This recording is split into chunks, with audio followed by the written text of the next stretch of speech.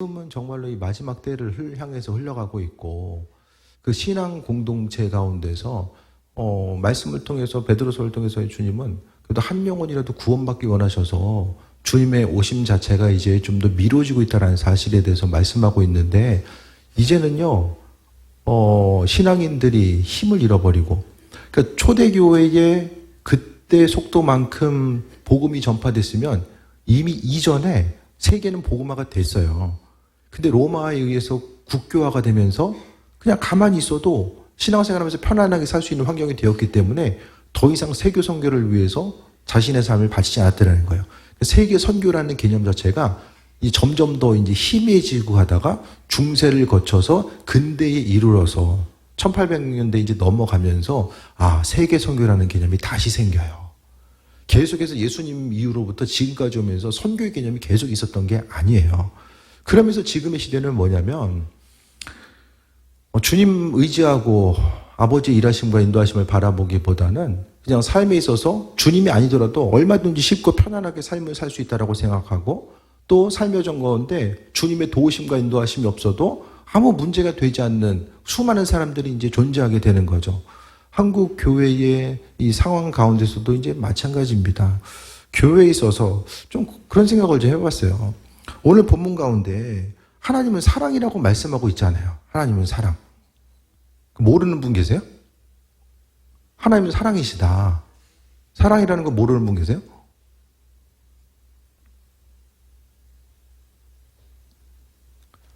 근데 하나님의 사랑, 그분이 사랑이시고 아들 예수 그리스도를 통해서 우리의 삶을 날마다 기쁘고 강건함으로 지키시고 함께 하신다라는 그 사실 자체가 다 알고는 있어요. 그 알고는 있는데 말씀과 오늘 로마서 8장을 통해서 하나님의 사랑, 그 세상 누구도 하나님의 사랑 때문에 우리를 대적할 수 없고 또 택하신 우리들을 고발할 수 없고 정죄할 수 없는, 이 누가 고발하고 정죄합니까? 사단이 하는 거거든요. 사람들이 고발하고, 그러니까 눈에 보이는 믿는 사람들을 향해서 억압하고 누른 사람들이 있고, 또 사단이 고발하는 육적인 고발과 영적인 고발들이 있을 수 있거든요. 사단이 우리 항상 와가지고 참수하고 고발하는 이때에, 하지만 하나님의 사랑이 우리의 삶의 여정 가운데 함께함을 통해서 우리가 무엇을 하든지 간에 넉넉하게 이기는 삶을 살아갈 수 있다라고 본문 가운데 분명히 말씀하고 있어요. 그런데 날마다의 삶의 여정이 정말 우리가 마음에 기쁨을 가지고 살아가고 있는가? 마음속에 기쁨. 내 인생 정말로 신난다. 하루하루 삶의 여정이 정말 기쁘고 신난다. 다들 신나시잖아요, 그래도. 예배 오신 분들은 다 신날 거예요. 근데 많은 이들이 주님께서 허락하신 은혜 가운데 기쁨을 누리지 못하는 거예요. 아까도 잠깐 비슷한 얘기를 들었는데, 집에 좋은 차가 있는데 그냥 보기만 해. 야, 차가 좋구나. 그냥 보고 지나가. 타지를 않아. 보고 지나가는 거예요. 일상생활의 삶의 여정 가운데 하나님은 사랑이시고 우리 가운데 은혜와 충만함으로 함께 하시고 다 좋은데 정말로 내 인생 가운데 기쁨과 평안함으로 함께하고 계시는가? 이것에 대해서 우리가 질문해 봐야죠. 좋은 것이 있으면 좋은 것으로 끝나는 것이 아니라 우리의 삶의 여정 가운데 그것을 누리면서 삶을 살아가야 되는 거죠. 집안에 금덩어리 있으면 뭐예요? 팔아서 쓸 수 없으면은 아무 소용 없잖아요.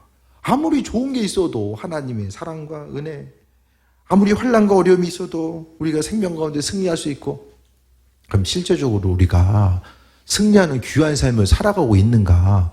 그것에 대해서 좀 질문해 봐야 됩니다. 믿음 생활하는 게 좀 어떠십니까, 여러분들?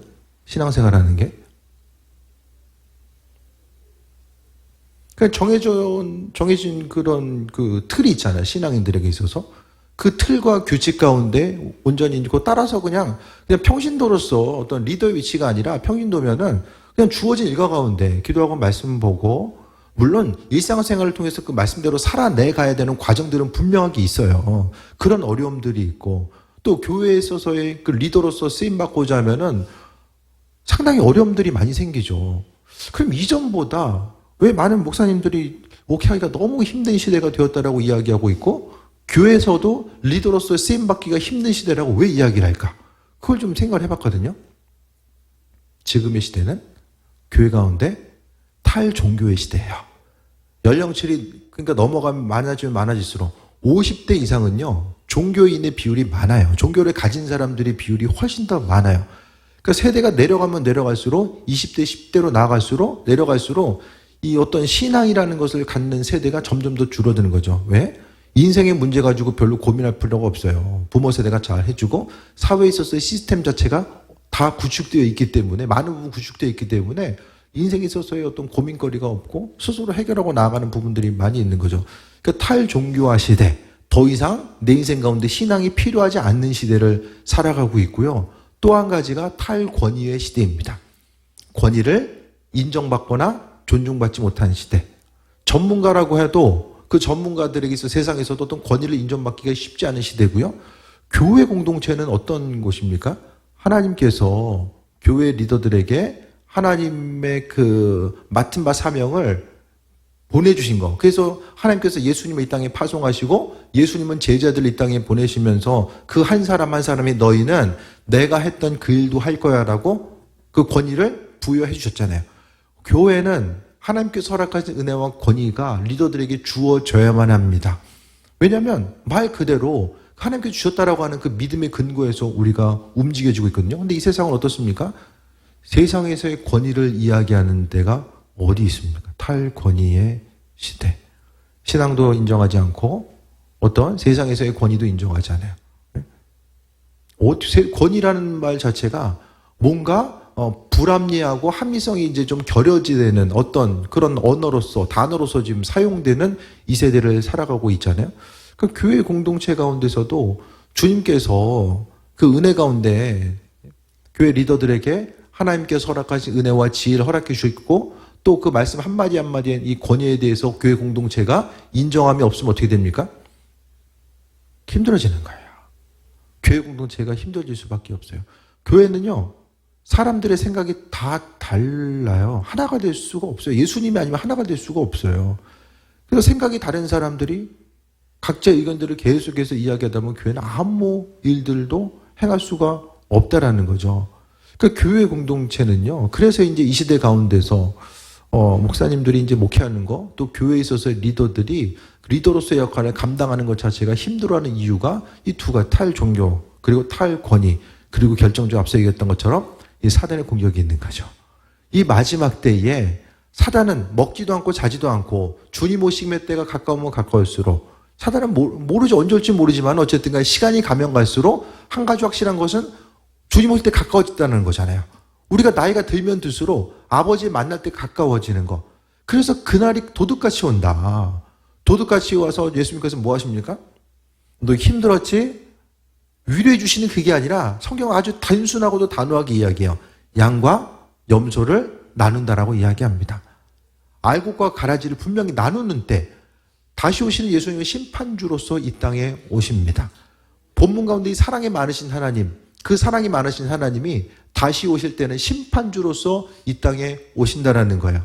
그래서 우리는요, 이 교회, 하나님의 교회를 생각했을 때에 주님께서 머리 되시고 인도하신다라는 거. 그래서 어쨌든 가끔씩 좀 그런 두려운 마음이 들 때가 있어요. 교회가 어떤 일을 결정하고 움직이고자 했을 때에 정말 아버지의 뜻을 분별함에 있어서 잘 분별하지 못하면 교회가 오히려 어려움 당할 수 있으니까 이런 부분들 정말 주님의 음성 따라서 움직이지 않고 생각대로 어떤 보여지는 것들로 움직여졌을 때에 또 어려움 당할 수 있잖아요. 근데 중요한 것은 이것은 하나님의 교회를 주님의 피값으로 사신 교회잖아요. 교회는 그냥 존재하는 것이 아니라 하나님의 피값으로 사신 교회입니다. 이 교회 가운데서 누군가에게 하나님께서 이 교회를 지키고 또 성장에 나아가면서 하나님은 누군가의 헌신에 대해서 요구하셨고 그 헌신된 사람들의 수고와 노력을 통해서 교회가 성장해 나아가고 하나님 나라가 확장돼 나아가는 거예요. 근데 그러면서 이제 당하게 되는 어려움들이 분명하게 있을 수 있죠. 분명하게 있을 수 있어요. 교회가 세워지고 하나님 나라 확장돼 나아가는 데서 분명한 어려움들이 있습니다. 오늘 로마서 가운데서도 사도 바울도요, 교회가 확장돼 나아가는데 분명한 어려움들이 있었을 거예요. 그래서 35절에 보면 누가 우리를 그리스도의 사랑에서 끊으리요? 환난이나 곤고나 박해나 기근이나 적신이냐 위험이냐 칼이냐. 하나님의 교회를 또 복음을 전파하고 나아가는 이 순간순간마다 고난과 어려움들은 분명하게 있어졌는데, 이 시대 가운데서는요, 물론 성경시대 같은 고난은 아니다라고 할지라도 뭔가 세상이 주는 압박과 어려움들, 이 보이지 않는, 때로는 보이는 어려움들, 보이지 않는 어려움들이 계속해서 있어지게 되고, 교회에서의 외적인 세속화의 어려움들이 외부적으로는 계속해서 가해지고 있고, 내부적으로는 이 탈권위와의 그런 어려움들이 그 어느 때보다도 팽배해진 이 시대를 우리가 살아가고 있다는 거예요.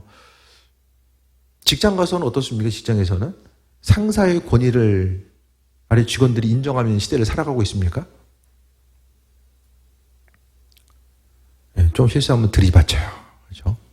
뭔가 실수를 용납하기보다는 네, 그 시대 자체가 이제 무너진 시대로 우리가 살아가고 있죠. 그러니까 세상의 풍조 자체가 그대로 교회에도 적용돼 나아가는 시대를 살아가고 있다는 거예요. 그렇다고 한다면 우리가 이 시대 가운데서 어려움들을 어떻게 이기고 나갈 것인가?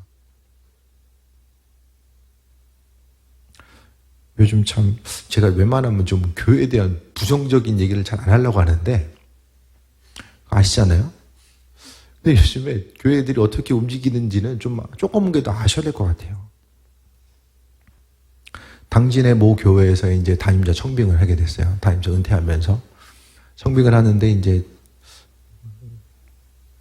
신덕교 목사님이 그런 얘기를 해주는 거예요. 담임자 청빙을 하면 이제 청빙위원회가 있거든요. 청빙위원회에서 어쨌든 그 전임 담임자 있을 때의 어려웠던 일들, 예를 들어서 이제 교회 저녁마다 기도하잖아요. 그러니까 우리 이제 예를 들어서 우리 남정원 사님 두 분이, 김은중 원사님, 유창영 원사님이 청빙위원장이 됐어. 그때 맨날 기도하라고 그래. 조항을 딱 쓰는 거예요. 내규로. 우리 교회는, 이게 좀 극단적인 예예요. 우리 기도는 저녁 기도하라고 얘기 안 한다. 요렇게 이제 조항을 싹 달아주는 거예요. 이제 그게 동의가 되면 교회에 부임하는 거예요. 요런 시대.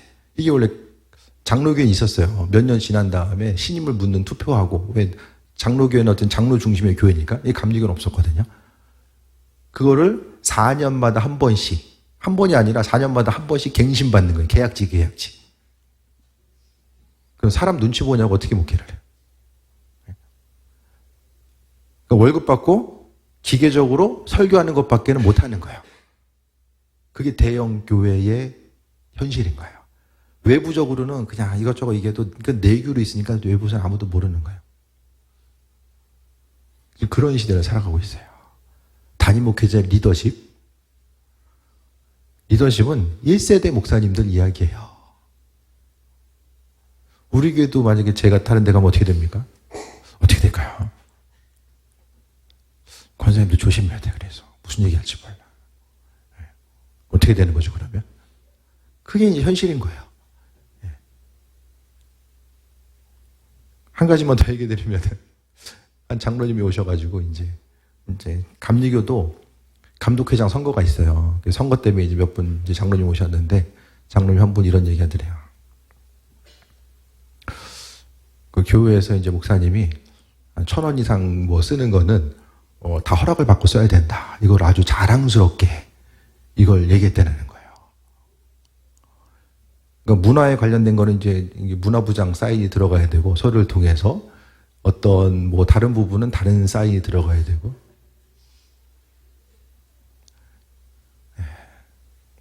그래서 이제 목사님들이 교회 이전했다가 그 임지를 청빙받아 갔다가 이제 암 걸려 죽는 게 요것 때문에 이제 이렇게 암 걸려 죽는, 좀 많이 들었어요.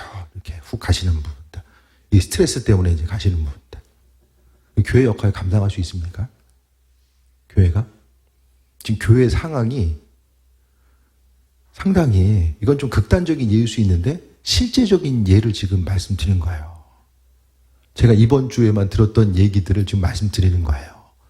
교회의 상황들 자체가 우리의 생각보다, 그러니까 이제 뭐 청빙이 돼서 간다라고 했을 때에 목회를 정상적으로 할 수가 없어요. 목사님들이. 근데 이 시대는 어느 시대죠? 1세대 목사님들, 2세대는 다 갔어요. 다 은퇴하시고. 예. 이제는 1세대 목회자들이 더 이상 교회 공동체 가운데 이제 향후 한 5년 정도만 되면 아마 대부분 사라질 거예요. 대부분. 그러니까 이제 교회는 평신도 중심을 통해서 움직여질 수밖에 없는데, 물론 평신도 중심의 교회가 뭐 다 나쁘다고 이야기할 수는 없어요. 서로 협력해서 움직이면 되는데, 이게 사람들이 생각이 나눠지다 보니까 어렵다라는 거예요.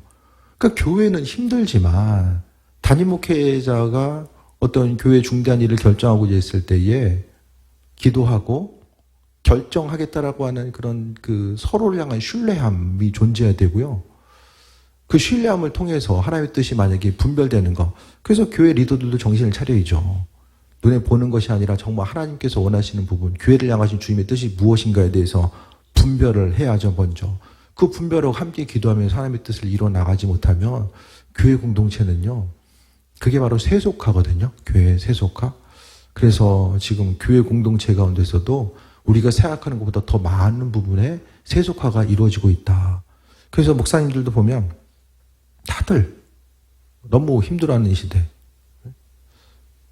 그래서 막 스트레스를 많이 받으시길래 그래도 좀 스트레스 어떻게 푸세요? 그랬더니 넷플릭스에서 드라마 하나 추천해 주시더라고요. 힘든 순간에 그냥 드라마 보면서 좀 이제 좀 편하게 좀 쉬시고, 이런 시대를 교회가 이제 맞이하고 있어요. 그러니까 지금요, 말씀드리고 싶은 거는 교회가 급변화되는 향후 5년이면요, 우리가 이전에 생각했던 교회 공동체는 많이 없어질 수도 있어요. 담임 목회자는 이런 분이고 평신도는 이런 분이다. 이런 것들 관계성, 예배 자체도 그렇고요. 기도하는 것 자체도요. 그러니까 이전에는 기도하고 싶으면 옆에 기도의 동역자들이 있었어요. 우리 교회 아니더라도 다른 교회 다니는 동역자들이 있었다니까요. 우리 교회도 있고 다른 교회도 있고, 이런 그 어떤 신앙적인 질문이 있을 때 함께 공유할 수 있는 이들, 또 교회 가운데서도 함께 기도할 수 있고 기도할 수 있는 공동체와 장소가 있었어요. 근데 교회가 세속화가 되면요, 기도할 수 있는 공간이 사라지고요, 신앙적인 대화를 할 수 있는 공동체가 사라지는 거예요. 그래서 시골교회 보면은 근처에 있던 교회들이 이제 문 닫고 요즘에 그 리 단위 있는 교회들은 거의 없어졌거든요. 무슨 리? 요즘 면 단위 교회만 좀 조금씩 살아남은 거예요. 면 단위 없어지면 어떻게 되는 거예요? 시 단위 교회만 남는 거예요. 감리교회도 6,500교회거든요, 전국에. 6,500교회 가운데 3,000교회, 그 절반 이상이 지금 미자리 교회예요. 1년 결산이 4천만 원이 안 돼요. 이런 시대. 장로교 합동 측을 봤을 때 제일 큰 교단이잖아요.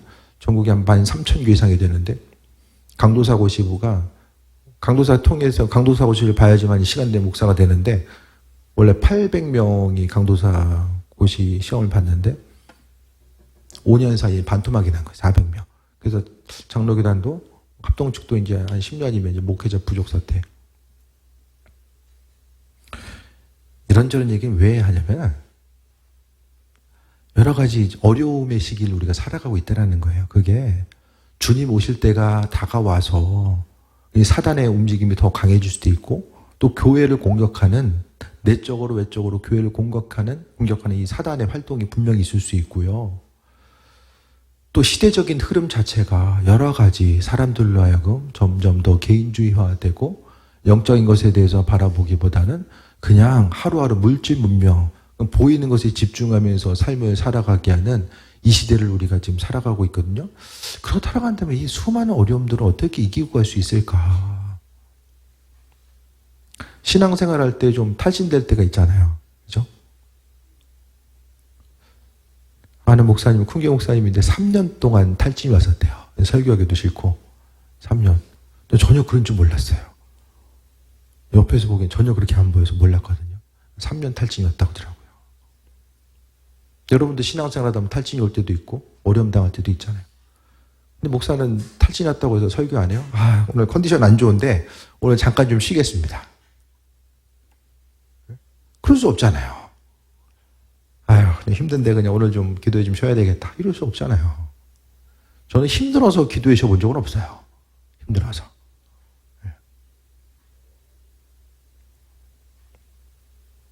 결국 오늘 본문을 준비하면서 아무튼 주변에서도 이런저런 얘기들, 교회의 어려움들, 목사님들도 교회 어려움들이 있는데 이건 어디 가서 뭐 해결하거나 해소하거나 뭔가 희망을 발견하기 힘들어하고 그냥 그 어려움들을 다 이 몸으로 받을 수밖에 없는 이 시대적인 이 어려움들, 또 교회 공동체가 여전히 하나님의 교회임에도 불구하고 어려움 당한 이때에 오늘 본문을 준비하면서 하나님의 사랑 30절 보면은 그러나 이 모든 일이 우리를 사랑하신 이로 말미암아 우리가 넉넉히 이긴다. 성경은 계속해서 이긴다라고 말씀하고 있고 아버지의 사랑이 날마다 우리의 삶의 여정 가운데 함께함을 계속해서 강조하고 있는데 그렇다고 한다면 이 시대에 정말 어려움을 경험하고 있는 목사님들 또 교회 가운데서 믿음 지키기 위해서 날마다 발버둥 치는 교인들 그들에게 있어서 중요한 해결책 자체는 말씀 그대로 나와 있는 하나님의 사랑과 인도하심. 드라마 백날 본다고 뭐 어려움들이 해결됩니까? 뭐 잠깐 그냥 뭐 어려움에 대해서 있고 그냥 아무 생각 없이 볼 수 있지만 그거 계속 본다고 뭔가 달라지는 건 아니잖아요. 그럼 아버지의 사랑이 있다라고 하는데 정말 하나님의 사랑이 그리스도 예수 안에 있고 우리의 삶의 여정 가운데 함께함에 대해서 기억하고 온전한 삶을 살아가야 되는데 그 우리가 주님의 사랑이 무엇인지를 알고 그것을 예수님 안에서 누리는 삶을 살아가고 있는가? 이 시대 가운데서 어려움 당하는 것들을 어떻게 우리가 이기고 나갈 수 있을까? 이 시대적인 풍파와 어려움들을 어떻게 이길 수 있을까? 믿음 생활하면서 지금은요, 이 지금의 상황이 정말 아름답게 계속되는 게 우리의 모습이고 그냥 우리만 그냥 별일 없으니까 잘 되는 그 모습이 아니에요. 우리도요, 한국 교회라고 하는 이 터전이 있고 이 터전 통해서 우리 교회가 지금 존재하고 있는 거잖아요. 그렇다라고 한다면 이 어려움들을 어떻게 이기고 갈 수 있을까? 말씀을 통해서 하나님께서 주시는 것은 생명이고 은혜와 충만함이고 기쁨이라고 이야기하는데 그 기쁨에 대해서 이제는 정말로 더 누리는 방법을 모르고 아버지께서 허락하시는 그 은혜와 충만함을 누리는 방법을 모르면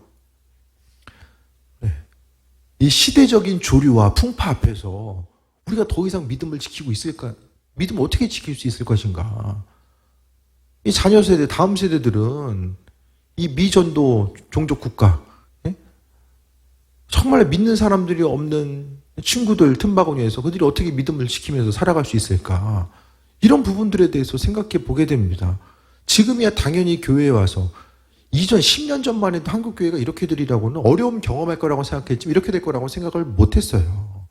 코로나로 인해서 좀 가속되는 부분도 분명하게 있겠지만은 그러니까 주님의 사랑과 인도하심이 무엇인지를 모르면 이걸 누리는 방법을 모르면 목회라는 것 자체는 정말 앞으로 이 사람 눈치 보고 저 사람 눈치 보고 그냥 할 말 제대로 못하고 성경은 이렇게 이야기하는데 목회 현실은 그게 아니고 답답해 죽을 수밖에 없는 게 목회고요. 그러니까 서로들 안 가려고 하고.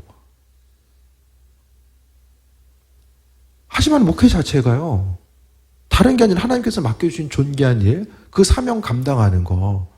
이 말씀 가운데 아버지의 사랑을 경험하고 그 사명 따라서 맡은 바 사명 따라서 아버지의 사랑을 전달하는 주님께서 맡은 거 사명이잖아요. 사명. 성경을 통해서 목자의 직임은요, 하나님이 성경은 선물로 주셨다라고 말씀하고 있어요. 옛날에는 정말 그 구절 보니까 눈물이 앞을 가리더라고요. 다들 부담스러워하는데 선물이다, 하나님의 선물. 교회에서의 리더로 쓰임받는 것도 하나님의 선물이다라고 이야기하고 있거든요. 하나님은 우리가 행복하게 원하시고, 저는 교회 공동체에 있는 한 사람 한 사람 맨날 똑같은 얘기 하잖아요. 기쁘고 행복하게. 신앙 공동체가 정말 기쁘고 행복하게 하나님의 사랑 가운데 세임 얻는 거. 이 말씀을 통해서 하나님의 사랑이 나와 함께하고 있구나. 그 사랑을 어떻게 하면 누릴 수 있을까? 좋은 걸 아는데 그 좋은 것을 내가 어떻게 받아먹고 어떻게 누리는 삶을 살아갈 수 있을까? 그것에 대해서 이제부터는 정말 고민하지 않으면 내가 영의 양식 되시고 생명의 양식 되시는 주님 그리스도 예수를 받아먹는 방법을 모르고 그분의 사랑을 누리는 방법이 모르면은 세상에서도 힘들고 교회 가운데서도 너무나도 힘든 부분을 경험할 수밖에 없다라는 거예요. 탈진이 오고 어려움이 왔을 때 우리가 바라봐야 될 것은 세상 다른 것이 아니라 똑같은 원리예요. 그리스도 예수 주님의 결핍 자체를 생각을 해봐야만 합니다. 내 인생에 기쁨이 없고 또 무슨 일을 하든지 간에 환난과 어려움으로 다가오고 몸이 아프면요 작은 거 하나 들려고도 힘들어요. 탈진돼 있으면요, 작은 것 하나 일하기도 힘들다니까요. 그러니까 모든 일들. 38절 봅니다. 내가 확신하노니 사명이나 생명이나 천사들이나 권세자들이나 현재일이나 장래일이나 능력이나 높음이나 깊음이나 다른 어떤 피조물이라도 우리 주 그리스도 예수 안에 있는 하나님의 사랑에서 끊을 수 없다라고 말씀합니다. 그 끊을 수 없는 하나님의 사랑이 나와 함께 하는데 정말 그 사랑이 나와 함께하고 있는가를 피부로 느끼고 경험하고 환난과 어려움이 있고 직장에서도 스트레스가 있고 어려움이 있고 육신의 건강에 대한 두려움이 있을 때에 정말 세상 다른 것보다도 내 안에 존재하고 있는 주님의 사랑 말씀을 기억하면 아 그렇지 하나님의 사랑이 나와 함께하는구나. 다른 사람들은 내 마음 몰라주고 또 눈에 보이는 환난과 어려움이 계속되는 것 같아도 하나님의 사랑이 나와 함께하는구나. 그래 사랑이 많은 그분께서 내가 환난과 어려움 당했을 때 나를 내버려두지 아니하시고 은혜와 충만함으로 함께하시는구나. 그것이 정말로 내 인생 가운데 느껴지고 경험되어지고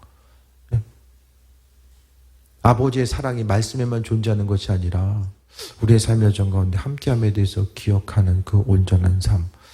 그것이 바로 충만함이고 이 시대 가운데서 정말 교회가 생각보다 큰 정말 풍랑과 환난과 어려움의 위기 앞에는 이때에 가장 큰 물결이 세속화자 세속화.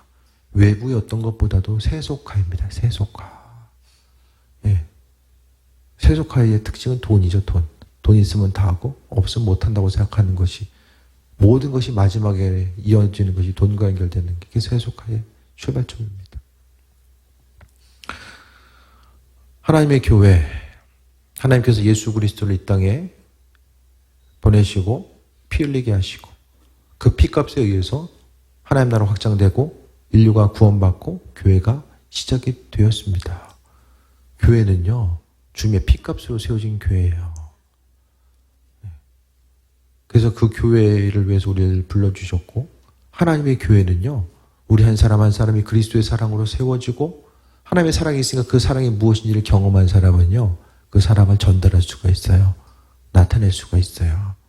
그 아버지의 사랑이 뭔지를 내가 피부로 느끼고 경험하지 못하면 교회 가운데서도 그 사랑을 흘려보낼 수가 없기 때문에 교회는 세상 모임이나 교회나 똑같아지는 거예요. 그게 아니라 우리 삶의 여정 가운데 먼저 말씀 가운데 나와 있는 우리가 주님의 사랑 때문에 세상을 넉넉하게 이기는 삶을 살 수 있다는 거. 아버지의 사랑이 내 안에 있기 때문에 주변 사정과 형편이 어떻고 환난과 어려움이 있다라고 할지라도 그분의 사랑의 근거에서 우리가 승리하는 삶을 살 수 있게 됨을 다시 한번 말씀드립니다. 그래서 지금 이 시대는 우리가 주님의 사랑 때문에 기도해야 되고 이 풍랑과 어려움 앞에 있는 이 교회들, 이 교회의 상황들이 지금 어떤지를 다시 한번 돌아보며 하나님 나라의 확장, 또 이 마지막 때에 정말로 구원받는 자, 주님께서 밤중에 찾아오실 때에 우리의 영혼이 구원받고 아버지 마음의 선한 자로서 신실한 일꾼으로서 끝까지 쓰임받고 또 하나님 나라의 확장을 위해서 쓰임받는, 무엇보다 그것이 되기 위해서는 아버지의 사랑이 무엇인지를 경험하고 또 은혜 가운데 세임 얻는 또 귀한 삶 되시기를 축원드립니다. 기도하겠습니다. 주님의 사랑에 감사드립니다. 이 모든 것이 다 하나님의 은혜임을 기억하게 하시고 세상 풍파 앞에 믿음 흔들리지 않게 하시고 정말 하나님 원하시는 존귀한 교회 공동체로서의 모습을 또 갖게 하시며 우리 한 사람 한 사람이 그리스도 예수 주님의 사랑으로 충만하게 체험받고 그 인도하심 따라 승리하는 귀한 삶으로 함께하여 주옵소서. 모든 것이 다 주님의 은혜입니다. 영광 받으시고 이 시간도 기도할 때마다 주님의 사랑과 은혜와 기쁨으로 채워주옵소서. 예수님의 이름으로 기도드립니다.